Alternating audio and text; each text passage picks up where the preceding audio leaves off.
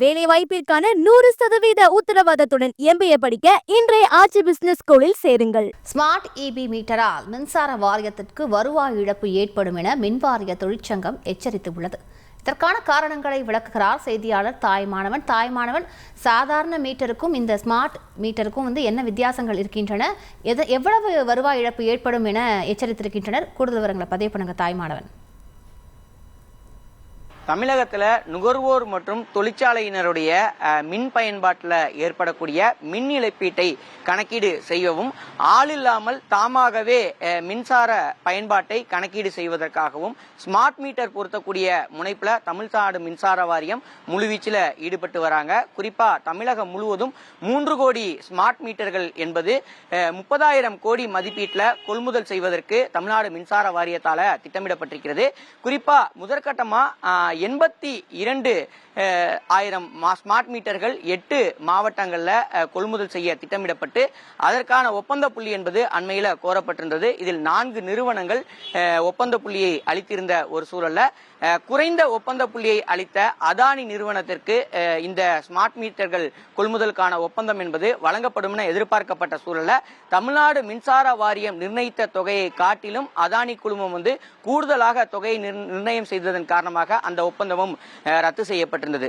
இந்த நிலையில தான் மீண்டும் இந்த ஸ்மார்ட் மீட்டர் கொள்முதலுக்கான பணியை மின்சார வாரியம் துரித வேகமாக மேற்கொண்டு வருகிறது. இதனிடையே இந்த ஸ்மார்ட் மீட்டர் கொள்முதல் காரணமாக தமிழகத்தில் எந்தவித மாற்றமும் ஏற்பட போவதில்லை, மின்சார வாரியத்திற்கு கூடுதலாக நட்டம் தான் ஏற்படும் என பல்வேறு தொழிற்சங்கத்தினர் குற்றச்சாட்டை முன்வைத்திருக்கிறாங்க. ஏன் அப்படின்னு பார்த்தோம்னா பிரதானமா பல விஷயங்கள் இதுல குறிப்பிடப்படுகிறது. குறிப்பா தமிழகத்தை பொறுத்தமட்டில் பார்த்தோம் என்றால் வீட்டு இணைப்புகளை பொறுத்தமட்டில் 232.4 லட்சம் வீட்டு இணைப்புகள் இருக்கிறது. இதுல 2 மாதங்களுக்கு 100 யூனிட்டுகளுக்குள்ளாக விலை இல்லாத மின்சாரத்தை பயன்படுத்தக்கூடிய வீடுகள் என்று எடுத்துக்கொண்டோம் என்றால் 91.7 லட்சமாக இருந்து வருகிறது. இதன் பிறகாக 200 யூனிட்டுகள் வரைக்கும் மின்சாரத்தை பயன்படுத்தக்கூடிய வீடுகள் என்று எடுத்துக்கொண்டோம் என்றால் 64.35 லட்சம் பேர் இந்த 200 யூனிட்டுக்குள்ளாக மின்சாரத்தை பயன்படுத்துறாங்க.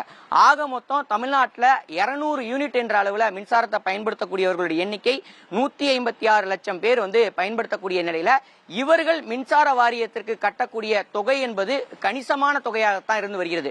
ஒவ்வொரு வீட்டுதாரரும் சுமார் 250 இருந்து 300 ரூபாய் என்ற அளவுல தான் மின் கட்டணத்தை செலுத்துறாங்க.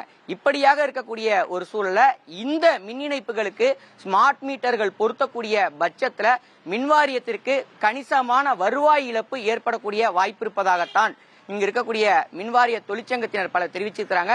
எனவே மின்சார வாரியம் இந்த ஸ்மார்ட் மீட்டர் பொருத்தக்கூடிய பணிகள்ல இந்த இலவச மின்சாரம், விலையில்லா மின்சாரம் பெறக்கூடிய வீடுகள் மற்றும் குறைவான மின்சாரம் பெறக்கூடிய வீடுகளுக்கு இந்த ஸ்மார்ட் மீட்டரை பொருத்தக்கூடாது என்ற ஒரு கோரிக்கையை முன் வச்சிருக்கிறாங்க.